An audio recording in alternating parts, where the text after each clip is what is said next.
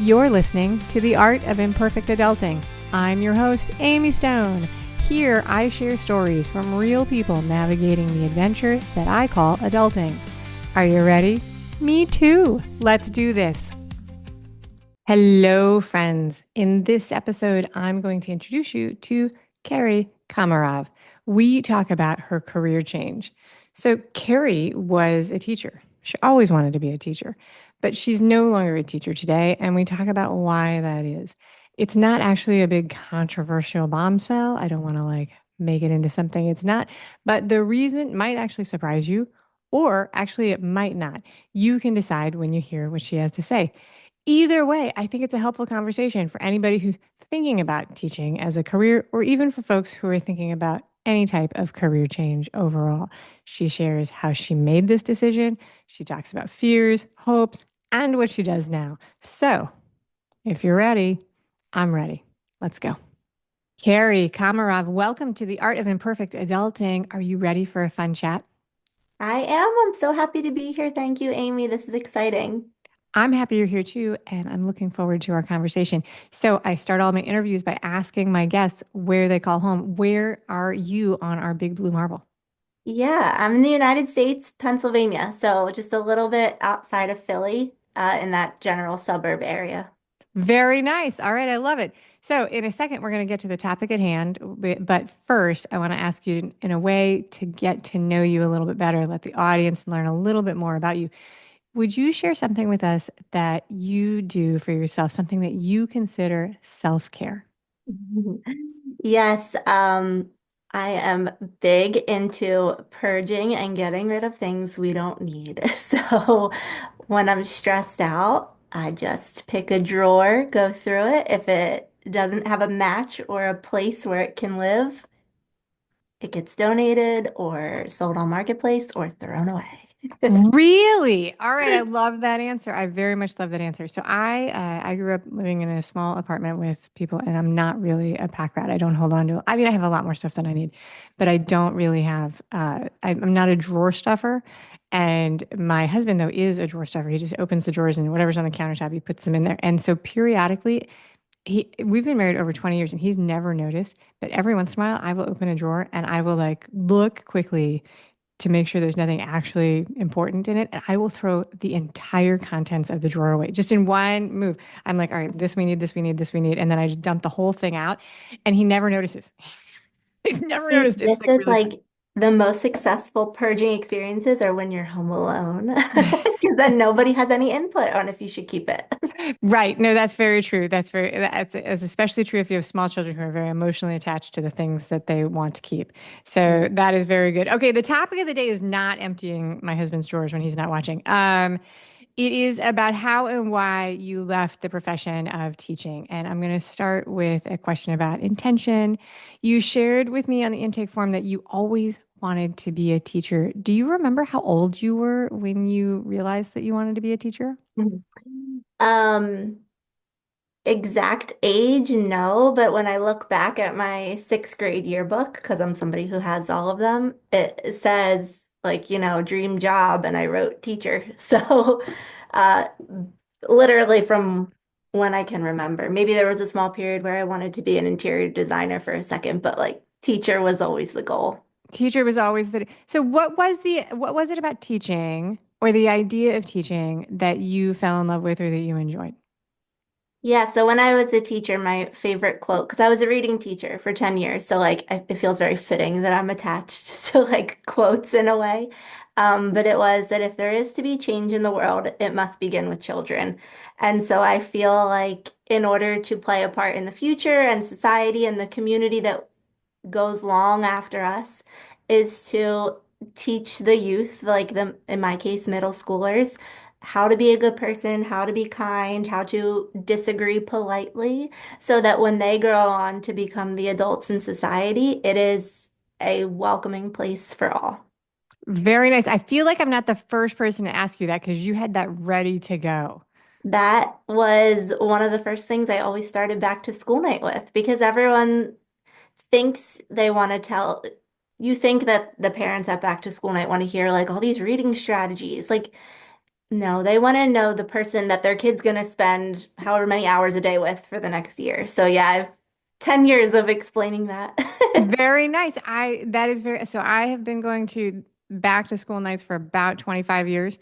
And I will say there are times where I have wanted very much, or I've needed very much to understand what the agenda was, what was going to be expected of me and my kid.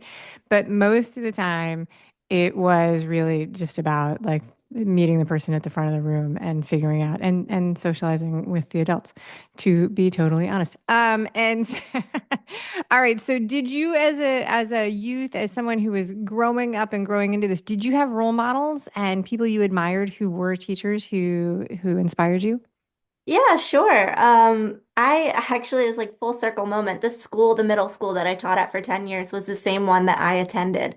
So my coworkers were my former teachers. So like I went from calling them Mr. McGowan, Mr. O'Brien, Miss Seiler to Scott, Jen, and Joe. That is wild. And all those three teachers I just named were English teachers. They're still my like friends today, and I do have my certification in 7th through 12th grade English, and then at a later date went back to get the reading specialist certification. So I do feel like there's a reason where I jumped to those names. They were my literacy teachers. Wow. Okay. Very good. So you're actually not the first person that I've talked to about leaving teaching. Both on the show, I've talked to a couple of people who left different parts of academia, and also in my life. In fact, in a weird turn of events that is not related to our conversation, pretty much everybody that I knew that was a teacher, and I used to know a lot of people who were teachers, they have all left the profession between the years of like 2021 and 2023. I think I only know one more person, and he was very close to retirement, so he may have retired.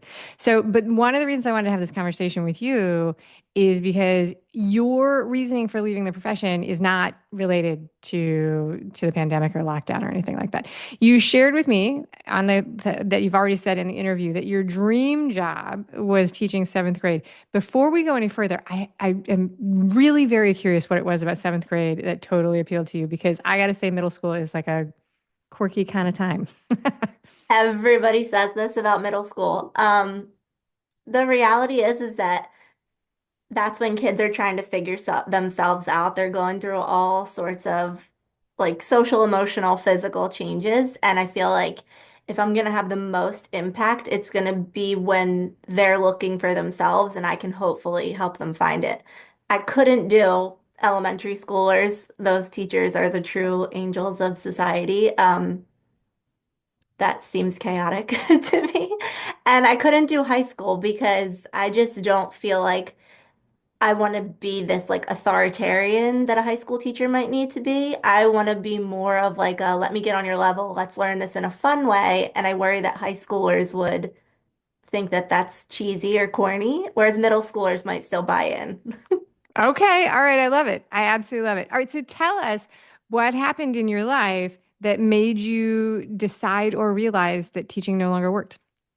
Yeah, so I have two little boys. I have a 4-year-old and a 1.5-year-old. And when my husband and I had my first son, he was an angel.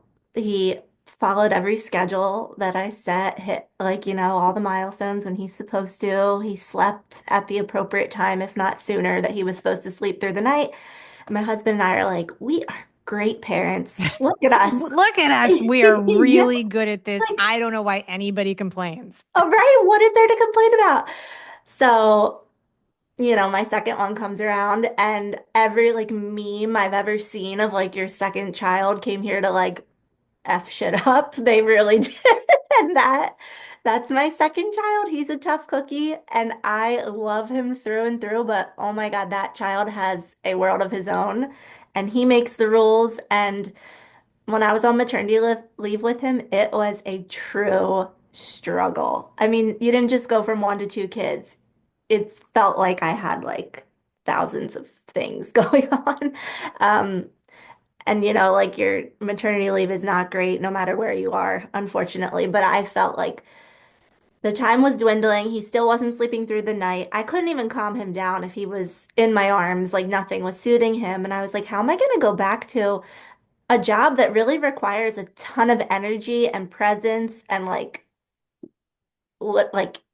not care, I guess care is a bad word, but like really invested in it when I'm exhausted.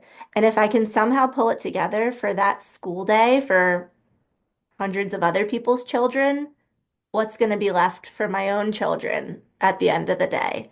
And so towards the end of my maternity leave, I was already thinking like I can't go back this year at least. So I kept extending it as long as I possibly could. Not making any money is not an option for me. So that's kind of when I started to figure out what else I could do to have a paycheck. I get it. All right. So I've never been a teacher. I always thought it looked like a really hard job. I have a lot of respect for teachers, and even when I was a kid in the classroom, I just always really thought it looked like a really hard job. So when it came time to choose what I wanted to do, I was like, oh, well, not that. But I also came to the realization that working a traditional job schedule didn't actually match parenting when I had my own kids. And one of the things that makes me laugh about the observation for me is that when it happened to me, I can literally remember sitting in the kitchen and being like, oh, that's why people don't to work.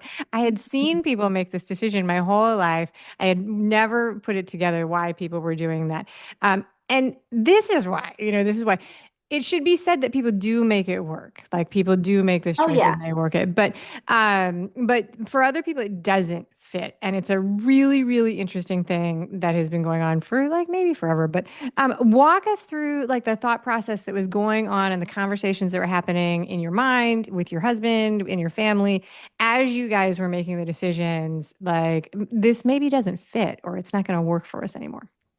Yeah, I'm not going to say it was an easy decision. I mean, there were a lot of tears and, weighing out pros and cons that came along with it for the pure reason that I loved teaching.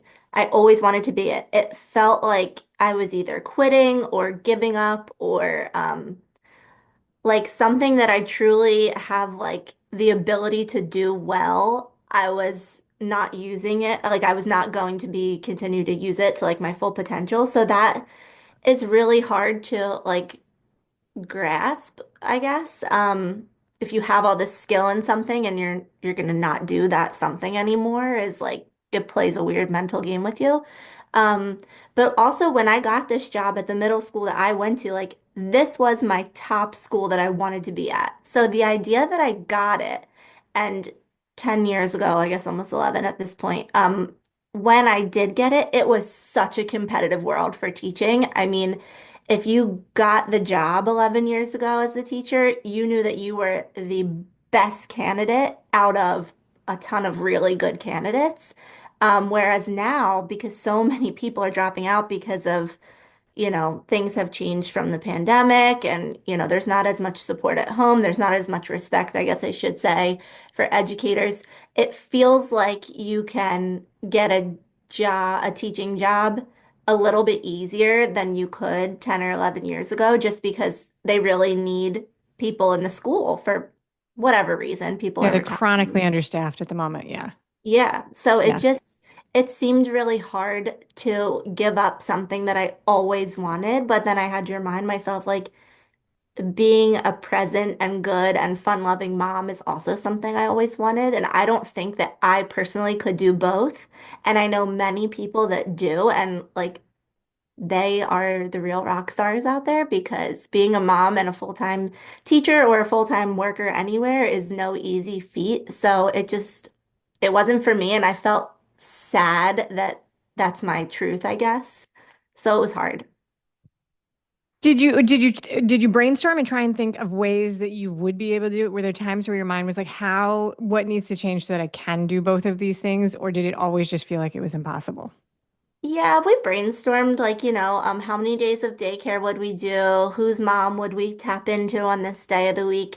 And it ultimately just felt unfair for the people in our lives for us to hand them a baby that's really unadjusted to the world, just didn't really want to be anywhere, let alone with like his own parents.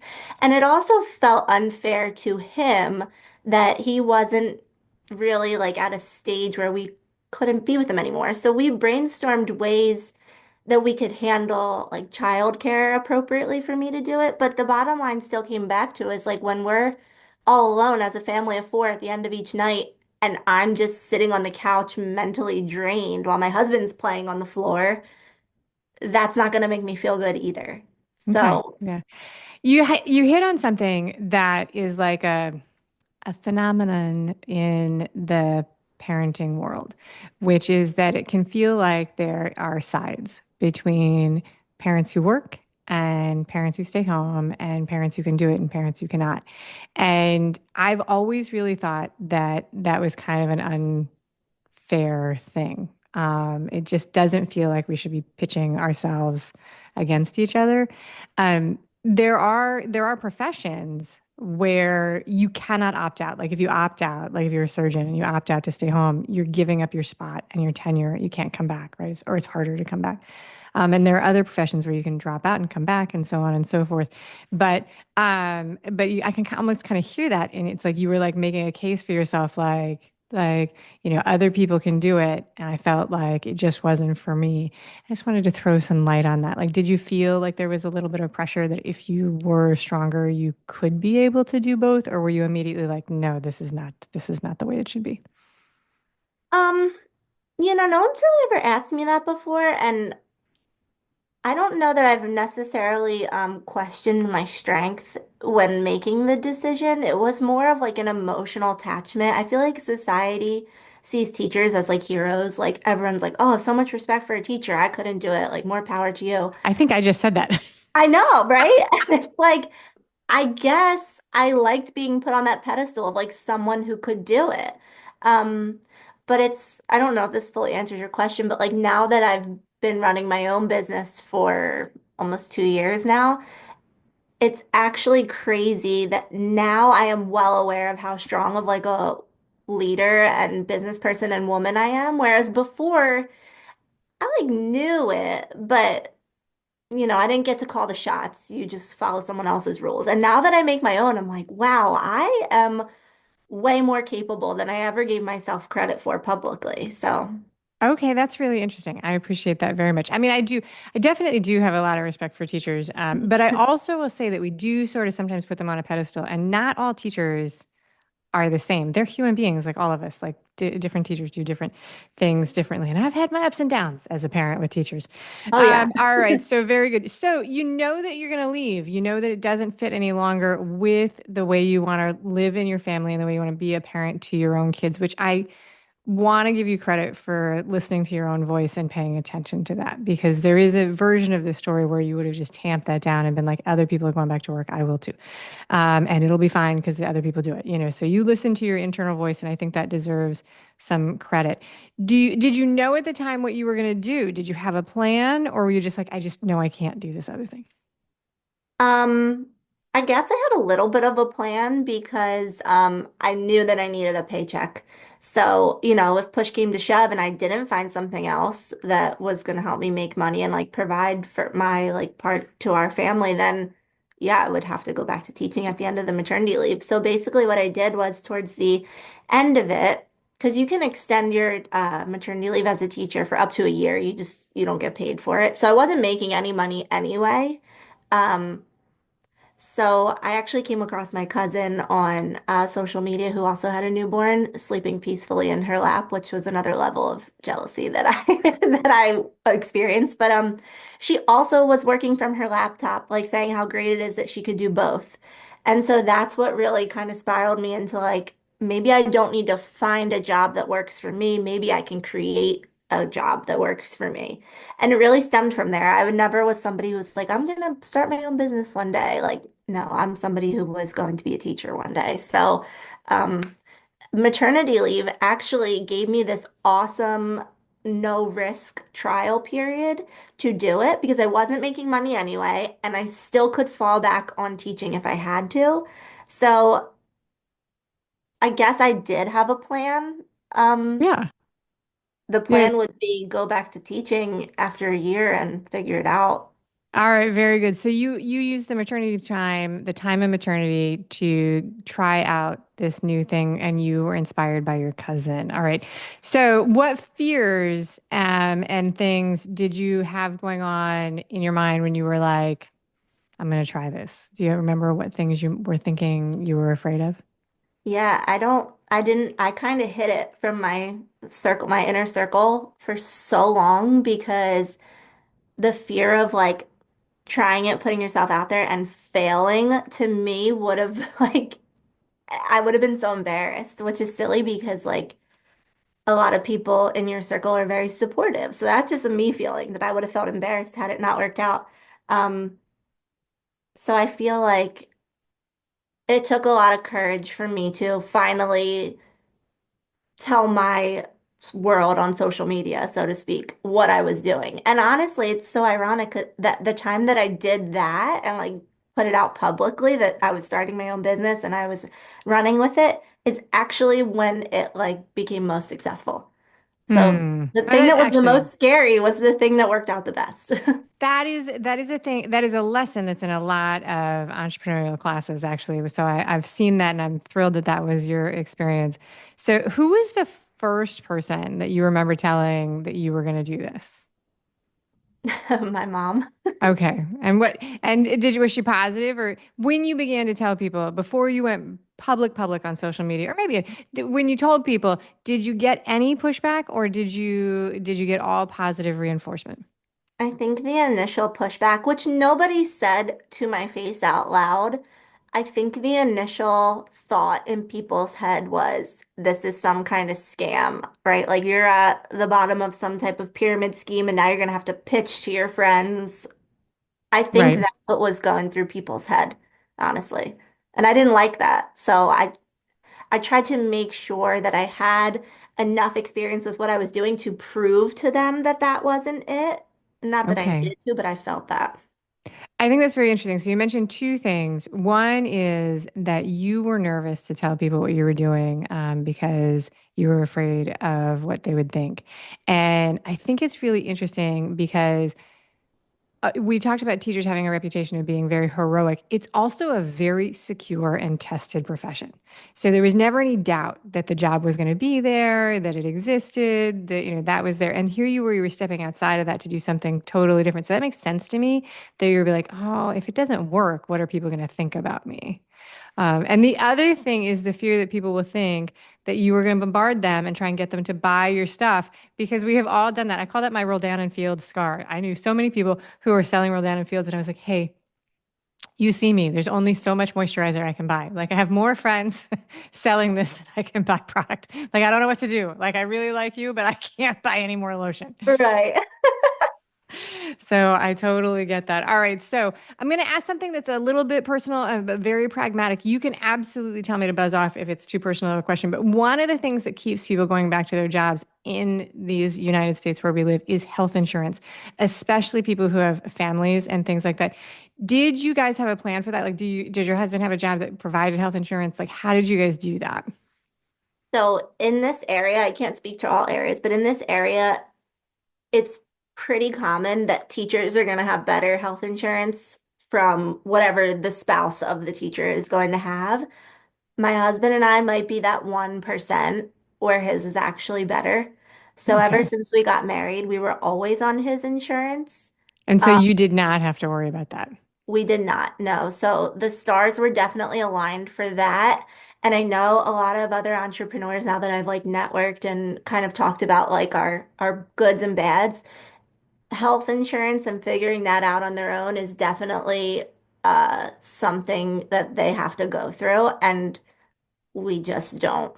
Yeah, and I didn't mean to put you on the spot about it. That's why I said you could have done it, but it is a very legitimate thing. It comes up Oh yeah. when you choose to be self-employed, when you retire, all of those things, and it is a legitimate stumbling block for people because that's the world we live in. All right. And for teachers, I mean, it's normally that the teacher has good health insurance. We just happen to be the small percentage here where his was always better. So, Yeah, and whenever I talk to people, I do a lot of stories of people going into business for themselves and the things that come up around that. And so I've gotten feedback from people of follow-up questions, which is why I add these things in because when people are doing the dreaming on their own, it can be really helpful to have people like say, "Hey, this is how it worked out in my house. Like I Yeah. actually didn't have to resolve that because I had this, or or this is how we did it, or all of those things because."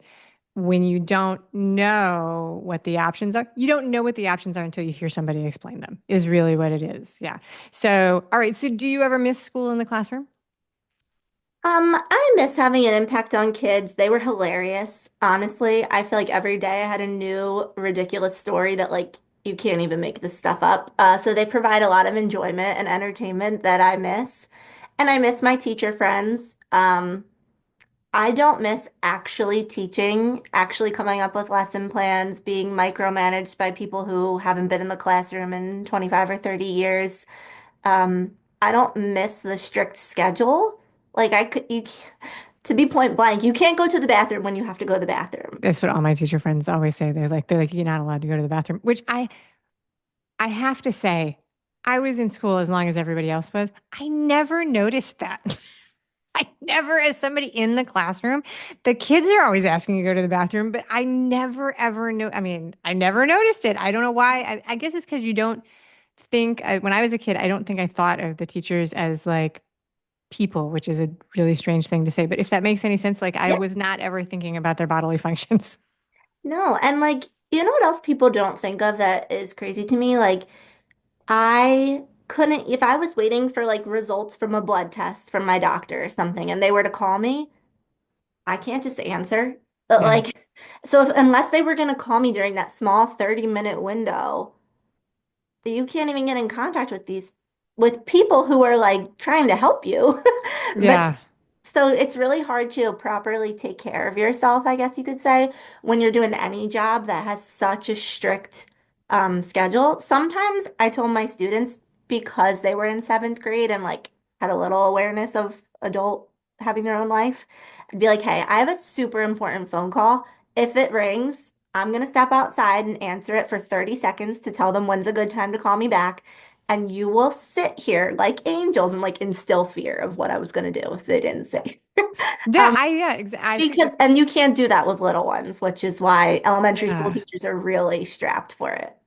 Elementary school teachers can be a really special type of person. That's true because Oh, I they're know. working with very, very small people. But I have to say, if you said, Amy, would you go back and teach middle school? It would take a lot because I just find they're charming. They're very, very charming. But I think it's a lot of drama. It's a lot of emotion all in one small body, and then a lot of them. A lot of them. So Definitely. that's very good. All right. So you shift and you start your own business. All right. So in a minute, we're going to do the final questions, but I want to turn the conversation there and give you a chance to tell people what it is that you decided to do and how you made that transition.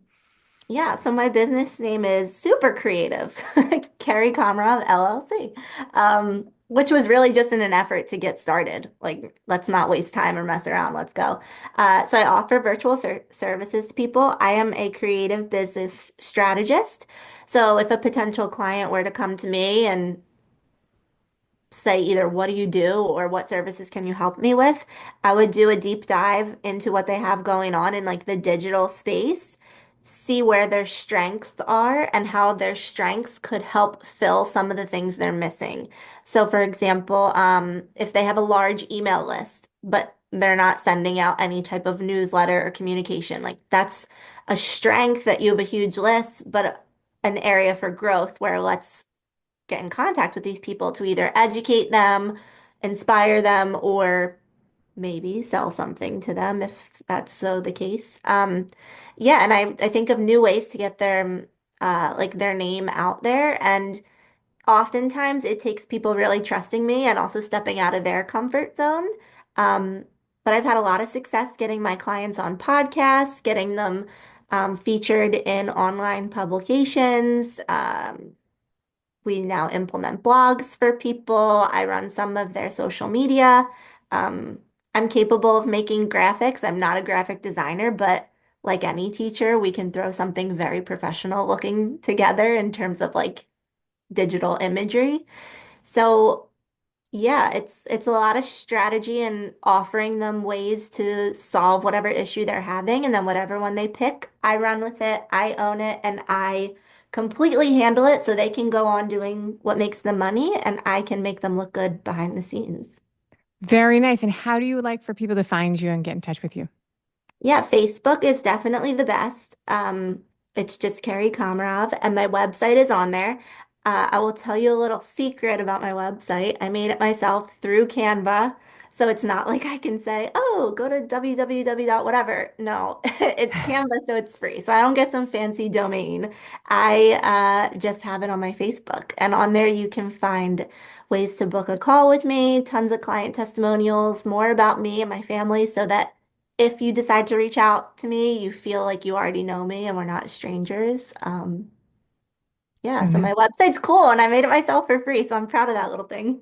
Very nice. All right. So all the links to this will be in the show notes for the listeners and for everybody who's listening and doing something else, because people are often multitasking when they're listening to the podcast. The Yeah. easiest way to get those links is to be a subscriber to the Imperfect Adulting email community. And then I send it directly to your inbox and you can just click on it and find Kerry. All right. Are you ready, Kerry, for the final three questions? Yeah, let's go. Let's do it. Okay, if I find you on a rainy day, a Saturday, a day with no obligations, no commitments, nothing that you are required to do, what would you be doing? Would you be watching a show, a movie, napping, reading, crafting, or something else? You would find me eating a bag of Sour Patch watermelon candies, watching some type of trashy reality competition TV show. I love it. I love that answer. All right, that's fantastic. All right. If Jeff Bezos called and offered you a free spot on his spacecraft, the thing, the Blue Origin thing that goes up into space, would you go? No, no. I need, I've asked that question before. So far, nobody said yes. yeah, I'm thinking like, what kind of personality is gonna be like, let's do that? No, I need gravity and I need to feel grounded. First of all, I'm scared of heights, so no. Okay, very good. I think it's a really fun question to ask people. I'm like, would you go? Like, so, all right. If you won the lottery, like think like Powerball level lottery, somebody hands you a check for $50 million. What would be the very first thing that you would buy for yourself? Oh, for myself? Tricky, I tricky. know. I think probably a beach house. We go to like the Jersey Shores all the time, and I would like to have my own. And depending on how much it was, maybe it would be on one of those streets where like the bay is 2 blocks away and the beach is also 2 blocks away. Very nice. What's your favorite part of the Jersey Shore? We go to Ocean City. Oh, I love it there. I I love know it it's there. I so also family love, friendly. My yeah. kids love it. I feel like I know it like the back of my hand. That is a spectacular. There's the Jersey Shore is enormous, so there's a bunch of different places to go, but there's so many beautiful, beautiful parts of it. That's it, Kerry Komarov. Thank you for being a wonderful guest on the Art of Imperfect Adulting. Perfect. Thank you. Thank you for listening today. I hope that you enjoy the show. And before I go, I want to encourage you to become a bigger part of the conversation. Obviously, subscribe wherever you're listening to the show. Listen to more episodes. That'd be great. Obvi again, please write a review and tell your friends about the show. That truly is a great help for getting the show in front of new people. Okay, but more fun for you yourself, head over to imperfectadulting.com and join the email community. You'll get some free stuff right away, and that way you'll begin to get the emails about the podcast. This includes the links for the special offers from the guests, and it's the only way to get that. Also, if you aren't in the mood to listen, I actually include an article directly in those emails. Whee! Now, if you love this and you crave more time with me, Amy, as a coach, a mentor, or just adultier adult, numero uno, check out The Village. If you have a story you want to share with the listeners, I'd love to hear from you. I have an open application. Just let me know you want it. And that's a wrap for today. Until next time, remember, the journey is the destination. Ralph Waldo Emerson said that, not me. Well, until just now, I did just say it. But what I want you to hear today is that if your adulting journey isn't going the way you expected, that may not mean that you're lost. It may just mean that you're on your way. This is Amy Stone, signing off. The Imperfect Adulting podcast is created and produced by Amy Stone and Amy Says So. Anything expressed on this show is offered as entertainment, and the views of the guests may not always represent the ideas and viewpoints of the host. That's me. Amy does not intend or hold herself out to provide professional advice or recommendations of any kind. In the end, you and you alone need to make those kinds of decisions based on your personal and individual situation, needs, circumstances, and comfort level.